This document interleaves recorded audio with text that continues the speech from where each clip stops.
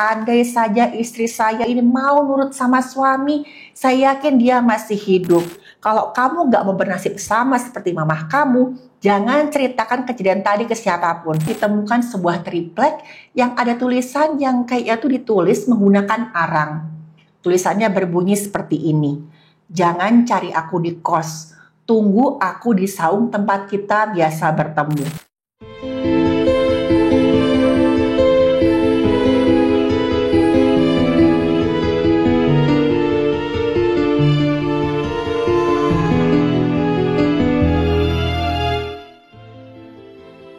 Halo, saya Dr. Stefani. Saya seorang dokter spesialis forensik dan mediko-legal, dan saya belajar dari yang mati. Pihak yang berwenang dikejutkan dengan penemuan jasad seorang wanita di sebuah perkebunan. Korban ini kita sebut saja namanya Maya. Jasad Maya ditemukan dalam kondisi sudah membusuk sehingga sekujur kulitnya itu sampai menghitam. Selain itu, juga ditemukan adanya luka akibat benda tajam di bagian vitalnya Maya. Kondisi jasad Maya yang tidak mengenakan pakaian sama sekali menimbulkan dugaan kalau Maya mengalami tindakan tidak senonoh sebelum Maya meregang nyawa. Ditambah lagi, di samping jasadnya Maya ditemukan sebuah triplek yang ada tulisan yang kayaknya tuh ditulis menggunakan arang. Tulisannya berbunyi seperti ini. Jangan cari aku di kos, tunggu aku di saung tempat kita biasa bertemu. Pesan itu menunjukkan seolah-olah Maya ini sempat janjian dengan seorang laki-laki. Dan pakaiannya Maya ditemukan masih dalam keadaan utuh, tidak ada robekan dan tersebar di sekeliling jasadnya Maya. Pihak yang berwenang kemudian mengevakuasi jasadnya Maya dan membawanya ke forensik untuk dilakukan otopsi. Hasil pemeriksaan dokter forensik menunjukkan jasad ditemukan dalam kondisi tanpa busana. Tubuhnya sudah mulai membusuk, ditemukan luka pada bagian perut dan kepala akibat hantaman benda tumpul. Dan lukanya ini cukup berat, karena rongga tengkorak itu berisi ada gumpalan cairan tubuh dalam jumlah yang cukup besar. Dan otaknya sudah mulai membusuk dan membubur. Di bagian lehernya Maya ditemukan juga nih ada memar yang polanya itu sangat khas. Memarnya itu begitu dalam sampai ke tenggorokannya si korban ini. Tulang lidahnya patah, menunjukkan adanya penekanan kuat di bagian leher. Seperti ada yang mencengkram lehernya korban dengan sangat kuat sampai korban meregang nyawa. Bagian alat vitalnya korban mengalami kerusakan, tapi ada yang aneh nih, dengan perlukaan di bibir alat vitalnya korban. Lukanya ini seperti perlukaan akibat benda dengan permukaan yang tajam. Tepinya rata, tapi tidak ada tanda-tanda peradangan di sekitar luka. Tapi lukanya itu nggak menghitam, tidak ada resapan cairan tubuh sama sekali di tepi perlukaan yang ada di alat vitalnya. Ini menunjukkan kalau luka terjadi setelah korban tidak bernyawa lagi. Saat dilakukan pemeriksaan apusan pada alat vital, tidak ditemukan adanya cairan mani. Diketahui jenazah berjenis kelamin perempuan, usianya antara 20 sampai 30 tahun. Awalnya ketika ditemukan ini belum diketahui kalau jenazah ini adalah Maya. Jenazahnya masih dikatakan Mrs. X. Pihak yang berwenang kemudian mencocokkan data korban ini dengan laporan orang hilang. Ternyata ada seseorang bernama Maya yang dilaporkan hilang oleh suaminya kira-kira 4 hari yang lalu. Suaminya Maya kita sebut saja namanya Awan. Dan ciri-ciri tinggi badan dan usia, terus juga pakaian terakhir yang digunakan, itu cocok dengan laporan si suaminya korban. Pihak yang berwenang kemudian mendatangi rumahnya Awan. Dan Awan membenarkan kalau memang jasad tersebut adalah istrinya. Dan setelah itu Awan menangis sejadi-jadinya. Dia juga menyesali sikap istrinya yang sulit diatur. Waktu menangis dia bilang, andai saja istri saya si Maya ini mau nurut sama suami, saya yakin dia masih hidup. Karena dari keterangannya Awan belakangan ini memang hubungannya dia dengan si Maya ini kurang baik. Katanya Awan, Maya itu adalah tipikal istri yang kekanak-kanakan dan lebih senang main sama teman-temannya ketimbang mengurusi keluarganya. Padahal sebagai suami, Awan sudah berkali-kali menasihati Maya untuk mengurangi waktu mainnya dan bersikap sebagai seorang istri dan ibu. Mereka berdua itu sudah punya seorang anak berusia 6 tahun. Kita sebut saja nama anaknya ini Gio. Dan gara-gara ini Maya dan Awan sering sekali bertengkar. Dan puncaknya 4 hari yang lalu mereka berdua bertengkar hebat dan Maya kemudian pergi dari rumah. Sebenarnya Maya yang kabur ini bukan pertama kalinya terjadi. Katanya Awan dulu beberapa kali dia pergi dari rumah setelah kami bertengkar. Biasanya nanti Maya akan ketemu teman-temannya, dia senang-senang, dan setelah suasana hatinya Maya ini membaik, dia akan pulang dan minta maaf ke saya. Dan anehnya selalu saya maafkan dengan harapan Maya akan berubah. Tapi kenyataannya Maya sama sekali nggak berubah, begitu katanya Awan. Menurut keterangannya Awan, penyebab mereka berdua ini bertengkar sampai sangat hebat adalah Maya yang ketahuan pergi minum-minum bersama sekelompok pemuda. Awan marah besar karena Maya bertingkah nggak sopan dan membuat malu dirinya sebagai suami. Suami mana katanya Awan nggak sakit hati ketika ada teman yang bilang, aku lihat istrimu minum-minum sama nyanyi-nyanyi karaoke dengan sekelompok pemuda. Ya Awan sakit hati lah pasti. Singkat cerita ketika Maya ini pulang mereka bertengkar hebat dan saat itulah Maya kelepasan bilang kalau dia sudah punya pria idaman lain. Dan pria idaman lainnya itu bukan cuma satu orang. Maya bilang, semua laki-laki idaman saya itu jauh lebih baik daripada kamu. Mereka semua selalu memperlakukan saya sebagai seorang ratu. Gak seperti kamu yang hanya bisa menyuruh-nyuruh. Padahal kamu sama sekali gak memberikan nafkah lahir batin ke saya. Dan saat itu teman-teman Awan hampir aja kelepasan menampar Maya. Tapi dia ingat nih, ada anaknya yang bernama Gio. Mendengar orang tuanya bertengkar, Gio menangis meraung-raung dan akhirnya terpaksa Awan meninggalkan Maya dan fokus menenangkan Gio. Dibujuk-bujuk, disuruh tidur dan setelah Gio tenang dan akhirnya tidur pulas, Awan hendak mengejak Maya bicara lagi, tapi saat itu Maya sudah nggak ada di rumah. Maya kabur entah kemana dan Awan curiga saat itu Maya kabur dengan pria idamannya. Awan kemudian segera melapor ke pihak yang berwenang. Dan saat itu Awan sama sekali gak menyangka kalau dia mendengar Maya meregang nyawa dengan cara yang sangat mengenaskan. Dan Awan gak tahu nih saat itu Maya pergi sama siapa. Sama laki-laki idamannya yang mana. Dan mendengar pengakuan Awan, pihak yang berwenang sedikit kesulitan untuk melanjutkan penyelidikan.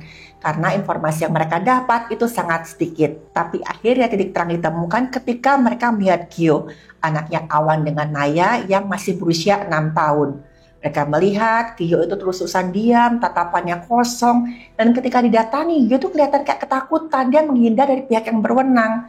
Salah seorang anggota pihak yang berwenang akhirnya mengajak Awan untuk bicara di luar rumah. Sementara yang lain mencoba untuk membujuk Gio. Mereka bilang nih, Gio kamu kenapa? Kok kayak ketakutan gitu? Dan saat itulah teman-teman Gio mengatakan hal yang tidak diduga-duga. Dia bilang, saya takut papa kasar sama mama di kebun. Lah pihak yang berwenang kaget nih, papa kasar? Kasar gimana Gio? Coba ceritain. Gio bilang, mama dipukul. Lalu papa giniin mama. Tangannya Gio tuh membuat gerakan seperti sedang mengayun-ayunkan sesuatu lalu memujamkan sebuah benda. Dan setelah mendengar pernyataannya Gio, pihak yang berwenang merasa ada yang gak beres dari pengakuannya si Awan tadi. Tapi tetap aja mereka gak mau langsung mengambil kesimpulan. Mereka terus menyelidiki kasus ini lebih lanjut. Dan ketika melakukan olah TKP, pihak yang berwenang lagi-lagi menemukan beberapa kejanggalan. Yang pertama, barang-barangnya korban seperti baju dan celana itu kelihatan kayak sengaja disebar di sekitar tubuhnya korban. Sama sekali gak ada cairan tubuh dan pakaiannya dalam keadaan utuh. Selain itu nih, luka-luka di tubuhnya korban menunjukkan pola kekerasan yang intens yang sangat-sangat personal motifnya, bukan akibat serangan mendadak oleh pelaku yang tidak dikenal. Pihak yang berwenang kemudian kembali mengarahkan kecurigaan mereka ke Awan. Karena beberapa kali waktu ditanya, keterangannya Awan beda-beda tentang Maya yang kabur, tentang pertengkaran mereka. Dan akhirnya mereka putuskan, Awan kita periksa lagi. Udah pasti Awan kaget ketika dia datang, dia nanya, loh kenapa saya dipanggil? Keterangan saya yang kemarin itu belum cukup. Pihak yang berwenang berkata, mereka menemukan banyak sekali kejanggalan di kasus ini. Termasuk kesaksian Gio yang mengatakan kalau Awan itu kasar sama Maya. Awan saat itu bilang mungkin aja Gio tuh teringat dulu memang Awan pernah nggak sengaja memukul Maya. Gara-gara ketika Awan sama Maya ini bertengkar, Maya mengucapkan kata-kata kotor nggak peduli saat itu ada Gio. Awan menampar mulutnya Maya, tapi saat itu Awan bilang saya tuh kilaf. Saya nggak pernah mengulangi perbuatan saya setelah itu. Tapi pihak yang berwenang nggak mau percaya begitu aja. Mereka terus mendesak Awan dan akhirnya Awan pun mengaku kalau memang dialah yang sudah menghilangkan nyawa istrinya. Awan pun cerita apa yang sebenarnya terjadi sebelum Maya dia laporkan menghilang. Jadi malam itu memang Maya nggak kabur dari rumah seperti yang dikatakan oleh Awan. Awan memang mengajak Maya pergi dengan niat untuk menghabisi nyawanya. Awan mengajak Maya pergi ke kebun tempat jasadnya Maya ditemukan. Dan dalam pengakuannya, Awan menyebutkan motif utamanya adalah pertengkaran soal masalah rumah tangga. Gara-gara Maya yang terlalu sering pergi bersenang-senang dengan teman-temannya. Dan setiap kali pergi ternyata Maya selalu minta uang pada Awan. Dan kalau misalkan nggak dikasih, Maya nekat mengambil uangnya Awan tanpa seizin suaminya. Awan udah pasti kesal nih, karena kondisi ekonomi keluarga mereka itu nggak terlalu bagus. Bisa dikatakan pendapatannya si Awan dari pekerja sebagai seorang supir truk itu sangat pas-pasan. Ditambah lagi harus menuruti gaya hidup istrinya. Maya tuh seakan-akan nggak peduli. Misalkan mau menyisakan uang untuk beli keperluan Gio yang masih kecil, Maya tuh nggak mau ambil pusing. Pokoknya kehidupannya itu harus senang-senang dan semuanya harus terpenuhi. Awan tuh bukan sekali dua kali menasihati Maya, tapi Maya nggak pernah mau dengerin si Awan. Maya malah mengeluarkan kata-kata yang membuat Awan sangat kesal. Kamu kan sudah berani nikahin aku, berarti kamu sudah siap bayarin gaya hidup aku. Kalau kamu nggak sanggup ya udah, ceraiin aja aku. Awan mencoba menahan emosinya karena keinginannya untuk mempertahankan keutuhan rumah tangganya. Dan puncaknya ketika Maya pergi karaoke bersama teman-temannya. Awan sempat mendapat laporan dari temannya kalau Maya pergi karaoke bersama beberapa orang pemuda. Di mana salah satunya adalah sepupu Awan sendiri. Dan ini buat Awan merasa terhina karena seluruh keluarganya tahu nih, dia tuh nggak becus sebagai suami, nggak bisa mengendalikan istrinya. Apalagi nih kata temannya Awan, Maya bersikap sangat tidak pantas ketika berkaraoke. Maya minum-minum dan bahkan nggak sungkan menunjukkan sikap mesra ke semua pemuda yang ada di sana. Ketika Maya pulang, jelas sekali nih Maya masih dalam pengaruh minuman keras. Awan dan Maya bertengkar hebat. Dan saat itulah Maya mengucapkan kata-kata yang merendahkan Awan. Awan merasa sangat kesal dan dia mulai menyimpan dendam ke Maya. Keesokan harinya Awan mengajak Maya pergi ke satu tempat. Yang Maya nggak tahu ternyata Awan ini ingin membalaskan dendamnya. Dan supaya Maya nggak curiga, Awan mengajak serta si Gio. Awan berdalih mau mengajak mereka berdua makan di luar. Awan bawa Maya sama Gio ini menggunakan motor ke sebuah lahan perkebunan. Dan pada saat itu Awan berhenti, Maya kebingungan nih. Loh, kenapa kita di kebun? Katanya kita mau pergi makan-makan. Dan tanpa basa-basi, Awan langsung menghantam kepalanya Maya dengan sebatang kayu. Maya pun terjatuh nggak sadarkan diri. Dan selanjutnya teman-teman, Awan melakukan hal yang sangat-sangat kejam. Awan menghantam Maya beberapa kali dengan kayu tadi. Dan pukulan batang kayu di bagian kepalanya Maya itu berakibat sangat fatal teman-teman. Tulang tengkoraknya Maya sampai retak, jaringan otaknya mengalami kerusakan. Ada robekan di pembuluh otak dan cairan tubuh pun masuk ke dalam rongga tengkorak. Dan banyaknya cairan tubuh yang bocor di rongga tengkorak mendesak jaringan otak. Terjadilah penekanan pada batang otak di mana terdapat pusat pernapasan dan juga jantung. Dan saat Maya terjatuh, Awan merasa belum puas. Dia cengkram leher Maya dan dia tekan kuat-kuat sehingga terjadi sumbatan jalan napas. Maya pun meregang nyawa akibat kekurangan oksigen. Dan Awan masih belum puas. Dia hantam lagi perut Maya dengan batang kayu berkali-kali. Awan tuh seakan-akan mau melampiaskan semua rasa marah dan dendamnya ke Maya. Dan semua hal kejam ini dilakukan di depan Gio. Setelah memastikan Maya meregang nyawa, Awan melakukan sesuatu yang lebih jauh lagi. Dia merekayasa TKP sedemikian rupa, seakan-akan Maya mengalami tindakan tidak senonoh. Awan melepaskan bajunya Maya, dia buang di sekitar tubuhnya si Maya. Dia juga menaruh sebuah tulisan aneh di atas triplek di dekat tubuhnya Maya. Awan mengambil sebuah benda tajam, dia lukai alat vital Maya, supaya kesannya itu Maya sudah dinodai. Benar-benar ya teman-teman, Awan melakukan hal yang sangat-sangat di luar akal sehat. Dan setelah itu ketika dia tahu Gio melihat semuanya, Awan pun mengancam Gio.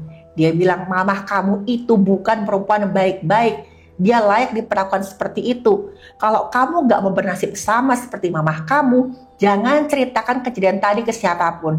Ingat ya Gio, sekarang kamu cuma punya papa. Dan Gio yang ketakutan terpaksa menurut.